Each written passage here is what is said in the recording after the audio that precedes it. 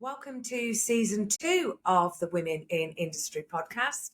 My name is Kirsty Davies-Chinnock, and today I'm joined by Amy Pearce from C Brandauer Co Ltd. Brandauer, I'm sure you've heard of them. They're one of the largest contract precision stamping companies in Europe. They manufacture precision metal components for customers around the world, and they've been doing precision metal stamping solutions since 1862. I'm not even going to work out how long ago that was. Hi, Amy. Thank you for joining us. Hi. Thank you for having me. It's great to talk to you because you're a systems engineer at Brandauer, and you joined 5 years ago as an apprentice in the quality department. Yes, I did. So when I joined Brandauer, I knew that I wanted to be in engineering, but I didn't really know what I wanted to do, what department I wanted to be in. So with support from management, we decided that quality would be a good start for me, just to get my head around the processes in the business, what sort of customers we had, what parts we made. It led nicely into my H&C in manufacturing engineering that I did. Once I completed this, which took around 2 years, it was slightly delayed because of COVID. We sort of then realised that I was mainly more biased to the quality assurance side. I'd got a bit more freedom in projects like COSH, audits, 5S, that sort of thing.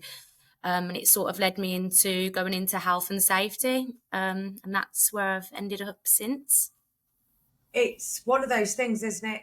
Everything you do, if you're in an engineering / mechanical manufacturing company, it has to start and end with quality. And health and safety is such a huge part of that, not only for the team members, but for the final quality of the pieces. If people are, throwing things together slapdash and not looking after themselves, they're also not looking after the part, are they? So Exactly. do you find it's really interlinked, the health and safety and the quality and the system engineering aspect of it? What was that? Sorry, I didn't quite hear that last bit. Do you find that it's linked together, the health and safety and the quality? Most definitely. I didn't realise how strong the link was actually until I started doing projects through my course at college. And obviously there was quite a lot of work-based stuff, and we'd have health and safety sections. And it was, there was quite a link. That's what sort of got me realising actually the bit of my job that I'm enjoying the most is when I'm focusing more on the health and safety side of things. Obviously quality is process driven. A lot of the process that we have here are health and safety orientated. We make sure everything that we do looks after the health and safety of our workers. So, there is a very strong link between the two. And with Brandauer being such a long-established company, systems will have changed over the years since 1862. And you're an award-winning company. You're one of a handful of companies to hold both a King's Award, which you won recently, and also a Queen's Award. So there can't be very many people who've had both of those. No. How does that feel as part of the team? Is it something you're really proud of? Yeah, I mean, it's a complete honour for the team. It's sort of a national recognition of our commitment to excellence, innovation and quality. It really stands us out amongst other companies, and I think it's a real big motivation to all the team that all the work that we do put in, it is recognised and it does pay off, and it just motivates us to keep setting these high standards and pushing the boundaries of what we can do next going forward. Oh, it's going to be exciting to see what you do next when it comes to having the team recognised for the innovation particularly. And I have to say, the reason we're talking today is I was at an event with Rowan, who mentioned you and said you need to get Amy on the podcast. So I want to say congratulations to Rowan as well for recently receiving his MBE. Very, very well deserved. And I think the whole of the manufacturing community in the UK, particularly in the West Midlands, are very, very proud of him. So Definitely, we certainly are. And I think, Roman does a lot in the community, and he does a lot for young people coming into the industry. I mean, I was very fortunate to have him as my CEO, and I experienced that firsthand. But yeah, he does amazing things for the community and young people, sort of inspiring the next generation to get into engineering, which is what we need. As a sector, we really need people like yourselves to say how much you enjoy it, and look at the opportunities you can take to move yourself forward, which obviously you've done over the last 5 years. I mentioned how long established Brandauer was, and when I was doing a bit of research before talking to you, I found it absolutely fascinating that they were created by a French Huguenot and a chap from Stuttgart. So I'm going to probably pronounce it wrong. Jean Petit and Charles Brandauer. And then their sons, who ran the company in the First World War, were regarded as enemy aliens. Their MD at the time, Frederick Brandauer, lived in the UK for over 30 years and was interned in a camp on the Isle of Wight. And he actually committed suicide rather than being repatriated to Germany, a land he didn't know. I think it's really touching that even with full ownership on his death of the company passing to the Petit family, nobody changed the company name. It was, this is who we are. This is a resilience we've got. We're not going to change the name. How much do you all learn about the history when you sort of start and do your inductions and talk to colleagues and things like that? Yeah, the history is a huge part of Brandauer. If you ever came to the site, we've got like a whole timeline of where we began, obviously as a pen manufacturing company, right through to where we are now. The history really inspires all of our core values, which you'll see all around the business. It's ingrained into our work culture. It's a legacy that we don't forget about. We are reminded through team briefs. We have like the family history tree up in the business as well. And really, yeah, it instills a sense of pride. It drives our commitment for quality and innovation. We like to obviously honour our past, but obviously embrace modern advancements and ensure that we can keep being competitive in precision manufacturing. You mentioned there that originally you produced pens, millions and millions of them per year that were exported all over the world when the company was first set up. And the company has always embraced diversification and looked at innovation. And you mentioned part of the Kings and Queens Awards were down to the innovation that you look at. How does that work within the team? Do you have a specific R&D department, or is everyone encouraged to think outside the box, to use a horrible phrase? Is it brainstorm? Do you communicate? How do you look at the next thing? Yeah, so obviously we always encourage people to come forward with ideas. Communication is something that we focus on here. Sort of everyone's input is valued, everyone's ideas are celebrated, they're discussed. We do have a certain department for innovation, so they would tend to focus more so on that. But all ideas of different things that we get, different where we want to go, they're always spoke about as a team. We have a team brief each quarter. Exciting opportunities are spoke about then to the whole workforce. Everyone's offered a chance to say what they think. Yeah, it's something that we're all encouraged to input on. It sounds as though that over the years, it's not a catch-22, it's a plus-22, I suppose.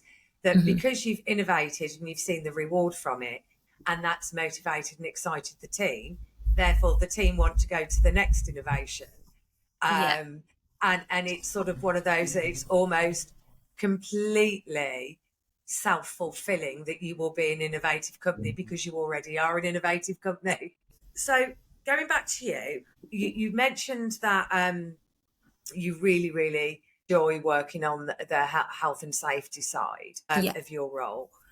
What aspects of the role itself do you find most fulfilling? I find the most fulfilling really is that, the work that I do each day is ensuring the health and safety of everyone here, making it an enjoyable place to work, sort of open up that communication barrier that people feel that they can speak to me about anything really, any concerns that they have.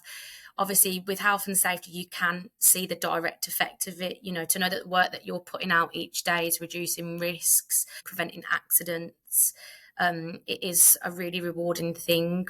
With health and safety as well, there's also this sense of improving constantly, continually looking at different things that we can input that make it better. So, getting projects together, working on them, watching them be rolled out and see it reaping the rewards from that, seeing how much it lifts motivation, it uplifts the culture at work. I'd say that's probably the best aspect of the role that I'm in at the minute. And one of the things that's been discussed quite a lot, particularly over the last few years, with regard to health and safety, is PPE, specifically women's PPE, and issues on getting it to fit. Silly things. I'm a size 4 shoe. Trying to get toe detectors to fit a woman's size 4 is almost impossible. I can I'm get a size 4, 3, so I feel that pain there. Oh, you're even worse. You've got to wear even more pairs of socks than I do. There's Catherine Evans, who is on episode 1 of the podcast. She set up an organisation called Boulder's Brass and has worked quite a lot with PPE manufacturers. So we're now starting to see more investment in the design and manufacture of PPE that fits women better and isn't just scaled down men's PPE. Yeah. Have you found that there's, talking to your colleagues, that that's coming up more and more often? And obviously your own size 3 feet. Yeah. There is difficulties. There is a lot less out there for women. Like you mentioned, sometimes it's not even just the shoes, it's the clothes. Like, they're not fit to be for a woman's body. We have here, because we have polos, fortunately, we can get them from anywhere. We get them embroidered, so we can get ones that are suited to women as well as men. Our work trousers, again, we work with Johnson's, who do have more of a range. And we were previously using just one site for safety shoes, and then I came along with size 3 feet, and there was no such thing in that catalogue. So we have broadened it out now for any women who join here. We say, okay, well, go and have a look for some safety shoes, which ones suit, and then we subsidise some of that cost to make sure that everyone is getting the right stuff. But I think it's still something that could definitely be improved on as a whole for engineering, because more and more women are coming into the industry. Definitely. That's it. And it's not just about being comfortable or looking smart. If you're in a role that's running machinery, or if you're working at height, not fitting is dangerous. So it's something that it's difficult, isn't it? It's I've been doing this 35 years, and I finally got my first pair of boots that fit me properly in 35 years. It's ridiculous. It is ridiculous. And I remember when I was at college, and we had to go down to the machine shop, and they were like, oh, we only have overalls, and I can't remember what size it was, and I'm quite short as well, which you won't be able to gather from the camera, but I guess you could gather from size 3 feet. And honestly, the sleeves were down here, the leg, and I'm like, as I said, I can't go on the machine like this. It's literally it's not safe. They did order something separate for me in the end, but I was like, I'm not going on the shop floor. It was like down here. So, yeah. It's one of those things.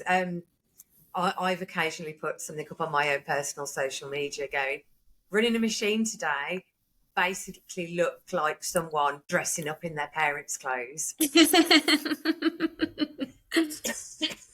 That is what it tends to look like. Apologies for that.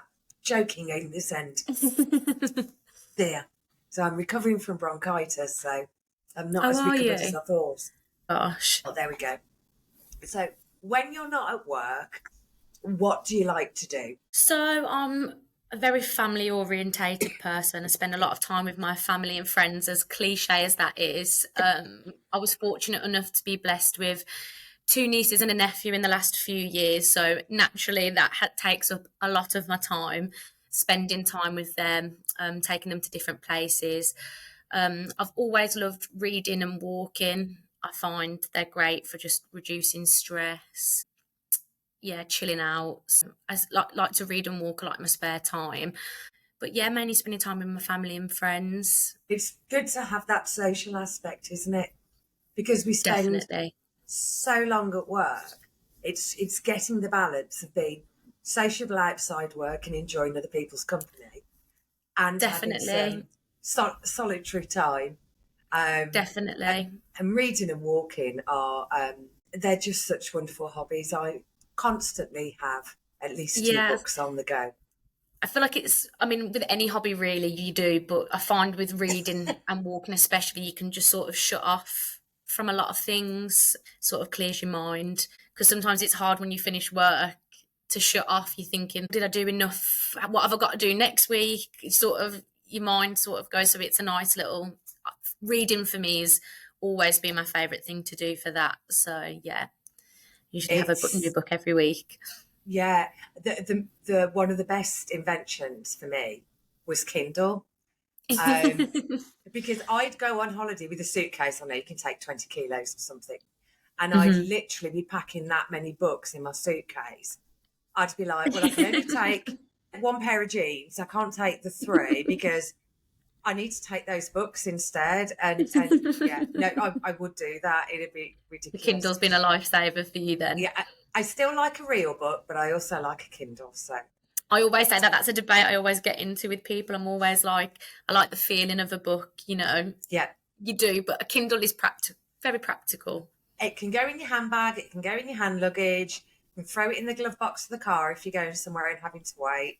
It can have the app on your Definitely. phone. It's fine. Definitely. And thank you so much for talking to me. Apologies for the coughing fit.